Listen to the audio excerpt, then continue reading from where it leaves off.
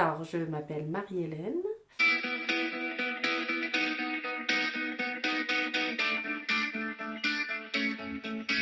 Je me décrirais comme une personne un peu secrète, comme une personne secrète mais ouverte. Un peu timide face à la vie parfois, mais capable de nouvelles expériences. Voilà. J'aimerais être quelqu'un qui a plus confiance en elle. J'aimerais être capable de m'accorder. Alors, ça peut paraître très prétentieux ce que je veux dire, ça me gêne beaucoup de le dire, mais je vais le dire pareil. J'ai beaucoup de mal à donner du crédit à mes réussites. Ben, pas à donner du crédit à mes réussites, mais à me donner du crédit à moi-même, en fait. Ça, j'ai beaucoup de mal avec ça. J'ai toujours tendance à mettre ça sur le crédit des circonstances ou des gens qui m'entourent. Ça me limite dans ma confiance en moi. Et ça m'empêche des fois d'avancer ou d'avancer sereinement. Des fois, je me dis que je serais plus apaisée si je pouvais juste avoir un petit peu plus confiance en moi, ça serait pas mal. J'ai beaucoup d'imagination, je pense, mais pas forcément bien canalisée, pas forcément créative, comme certaines personnes ont de l'imagination créative. Hein. J'ai juste mon esprit qui, qui, je sais pas comment dire, qui voyage, en fait. C'est l'élément directeur de ma pensée, la raison, en fait. La chose dans laquelle j'ai le plus confiance, je crois. Vraiment. Ouais, elle est toujours là, tout le temps. Tout le temps, tout le temps, tout le temps. Je vais avoir tendance à régler les choses, voilà, organiser les choses pour m'y retrouver plus facilement. Sinon, après, voilà, ça m'aide à y voir plus clair. Ma plus grande qualité, mon ouverture face aux autres, je pense. Je suis assez bienveillante de façon globale, je pense aussi. Je suis pas très... Et assez ouverte à l'autre aussi. Je ne suis pas patiente dans la vie de façon générale. Comme l'évolution et les situations de la vie parfois demandent du temps, et ça ne peut pas se faire autrement, ben j'ai une sorte de conflit intérieur qui arrive à ce moment-là. Au moment où moi, je voudrais que les choses se fassent vite, mais tout ne peut pas se faire vite dans la vie. Je suis très exigeante envers les gens qui me sont proches. Très, très exigeante. Et comme je suis exigeante, je suis pas toujours très patiente. Et mon énervement, c'est plus de l'énervement d'impatience que de la vraie colère. Souvent, je vais m'enflammer, mais parce que je voudrais que les choses soient faites rapidement ou que les situations changent rapidement, parce que je suis pas très patiente. Je suis pas très douée avec la gestion des émotions de façon globale. Donc la souffrance et la violence sont des émotions qui, si je laisse si je les laisse complètement s'exprimer, j'ai peur qu'elles me submergent et qu'elles me débordent en fait. Pas parce qu'elles sont trop fortes ou que j'ai plus de violence ou plus de souffrance que quelqu'un d'autre, parce que je gère pas très bien les motifs qui viennent derrière. C'est pas des émotions avec lesquelles je suis à l'aise et donc du coup c'est pas des émotions que j'ai tendance à laisser m'envahir. Voilà. Je préfère les garder sous contrôle, vraiment. Laisser toujours déborder ou s'exprimer les émotions violentes, je ne suis pas certaine que ce soit bon pour les gens qui nous entourent et pour nous-mêmes. Donc ça fait partie d'un apprentissage que de... Ou, oui, de la vie ou de l'apprentissage de la sagesse. Je ne sais pas comment il faut dire, mais à un moment d'arriver à contrôler un peu tout ça. Ça ne veut pas dire que elles sont niées. Juste à dire que voilà, je préfère les contenir. Ma famille, mes enfants, oui, ma famille, mes enfants, beaucoup, beaucoup de joie. Ouais. Mes échecs, en fait, me procurent de la peine. Quand je dis échec, c'est lorsque je considère que j'aurais dû faire quelque chose que je n'ai pas fait. Lorsque je perçois, je me perçois faillible, en fait, ça me fait beaucoup de peine. Ça peut être face à quelqu'un, ça peut être face à une relation, ça peut être face à un objectif personnel, ou c'est quelque chose qui me blesse, qui me touche même un peu trop, parfois, hein, qui me fait beaucoup de peine. Je suis quelqu'un de peureux. Un peu peureux. Alors, je me fais vraiment violence sur ça. C'est quelque chose que j'essaye de combattre au quotidien. Ça paraît pas toujours. Mais fondamentalement, alors, ouais, ça peut paraître un peu bizarre. Je suis à la fois aventurière et peureuse. Une des plus grandes peurs que j'ai, c'est euh, de ne pas être à la hauteur. Ouais, de ne pas être à la hauteur de mes attentes personnelles ou des attentes des autres. Je me projette beaucoup dans les attentes des autres tout le temps, en permanence, ce qui n'est pas toujours une très bonne chose. Et, et du coup, ça me paralyse. Le regard, le jugement me paralyse beaucoup, me font peur, me limitent très souvent dans mes actions aussi. J'ai peur de décevoir, je pense, au final. Je pense que c'est un peu ça, que ce soit moi ou les gens que j'aime. Ouais, ça, c'est très fort chez moi, en fait, cette peur-là. Et c'est assez paralysant parfois. Ça en génère plein d'autres, hein, parce que j'ai peur des araignées aussi. Et j'ai peur de plein de trucs. Mais celle-là, c'est celle qui chapeaute toutes les autres, je pense. Celle qui est un peu dominante. Ah, mais ça m'est arrivé plein de fois aussi de ne pas agir par peur. C'est- Quand j'y vais, c'est parce que je vais. Des fois, j'ai cette image de me dire, Marie, tu t'amènes au bord du précipice, en fait. Tu t'amènes au bord du précipice jusqu'à ce que tu ne puisses plus reculer. Parce que sinon, je recule. Parce que oui, j'ai peur. J'ai peur. C'est une dualité un peu particulière, hein, d'avoir peur de ce qui est son moteur au final. J'ai peur d'aller vers de nouvelles expériences, mais je ne peux pas faire autrement. Mais c'est un peu ça, hein. Je veux dire, c'est ma vie qui est comme ça.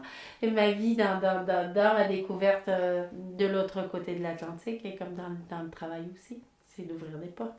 Mais si vous saviez à quel point j'ai peur de les ouvrir, ces portes-là, c'est... Voilà, c'est une violence que de les ouvrir à chaque fois.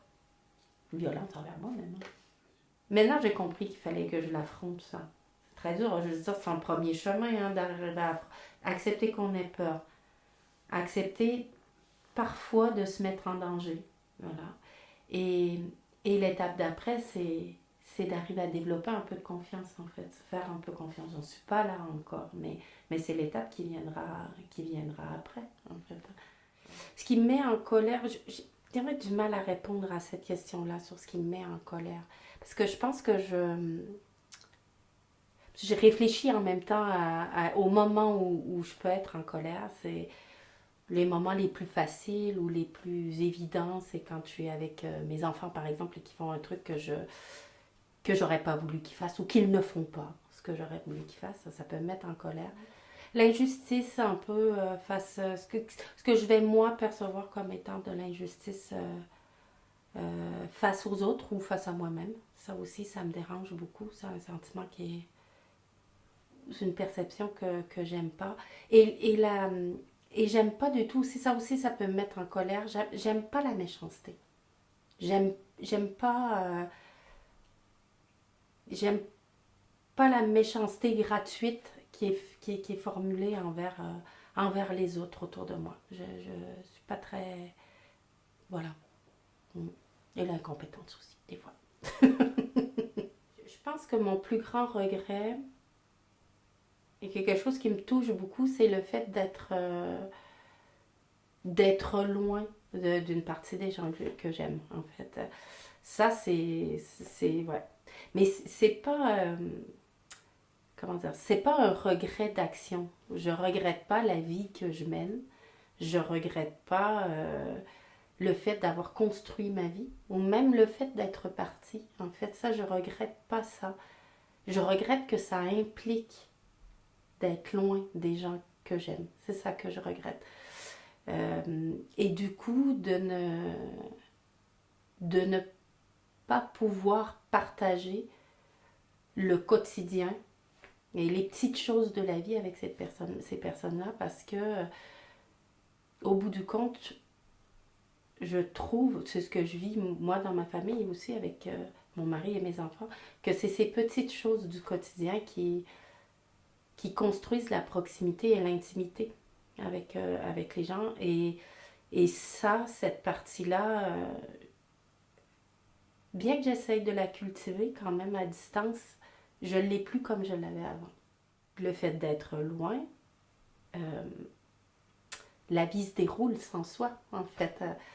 Et, et de savoir que je n'en fais pas toujours partie, ouais, c'est peut-être un de mes plus grands regrets. Ouais. Quelque chose qui me touche, ouais, en tout cas, beaucoup. Le plus grand de mes atouts, je pense, c'est le fait de ne pas trop m'écouter ou...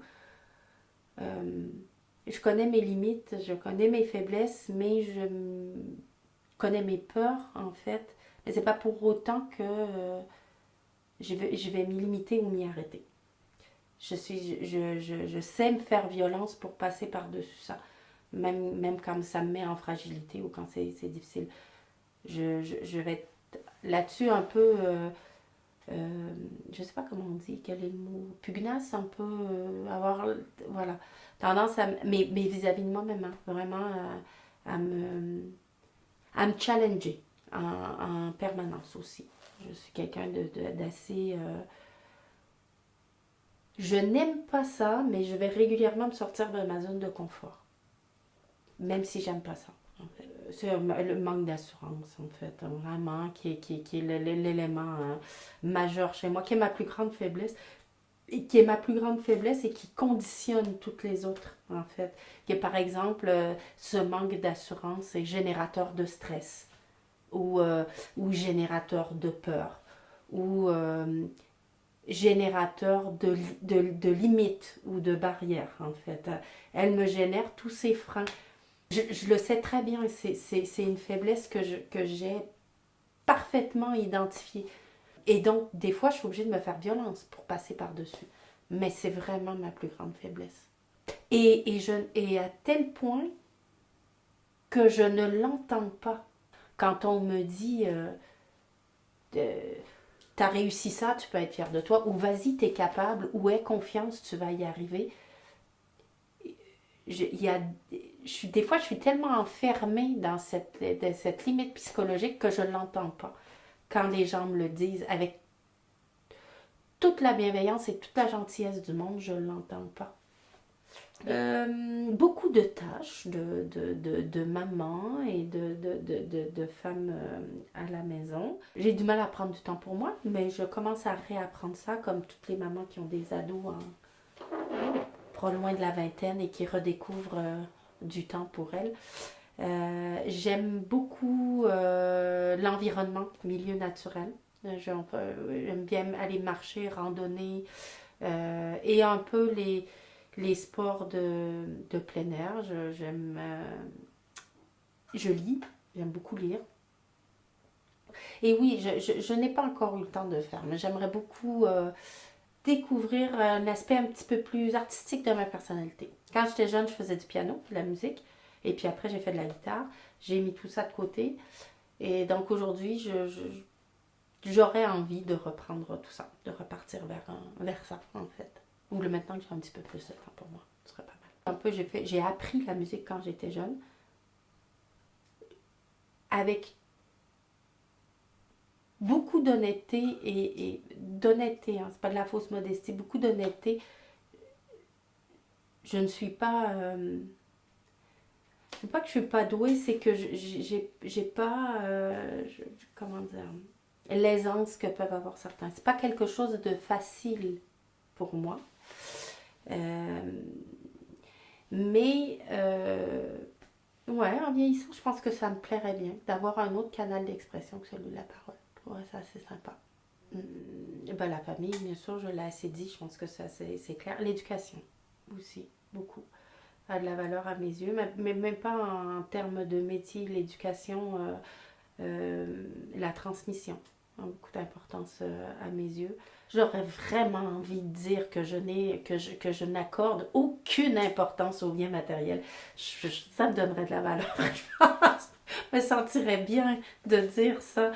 Mais c'est pas vrai, c'est pas vrai. En fait, j'accorde de la valeur aux biens matériels parce que j'y vois une certaine sécurité et qui me donne aussi une certaine liberté. En revanche, les choses auxquelles j'accorde, il y a des choses matérielles auxquelles j'accorde pas beaucoup d'importance. Et j'accorde pas beaucoup d'importance, par exemple, aux vêtements. J'accorde pas d'importance à la valeur monétaire des choses, en fait. Ça, ça m'importe pas beaucoup. Je suis très souvent attirée par des gens qui sont que je perçois comme solaires, expansifs, extravertis, qui... Oui, très, très extravertis. J'aime les gens qui prennent de la place. Peut-être celle que moi je prends pas, mais j'aime bien. Ouais. Je suis attirée souvent par ce genre de personnes. J'aime pas la méchanceté gratuite. Ça, j'aime pas. J'aime pas. J'aime pas les préjugés. Voilà, pour être plus précise. J'aime pas les préjugés, j'aime pas le jugement. Je, je- J'essaye de ne pas le faire moi-même. Je pense que des fois, je le fais comme tout le monde, mais c'est j'aime pas qu'on colle une étiquette, j'aime pas qu'on ait des préjugés, j'aime pas. Ouais, j'aime pas qu'on juge les gens sur sur des on-dit ou sur ce qu'on pense ou voilà. On connaît jamais les personnes en profondeur à part quand on est dans une relation directe et à partir de ce moment, je, il y a quelque chose que je trouve un peu triste ouais, dans les préjugés, j'aime pas ça du tout.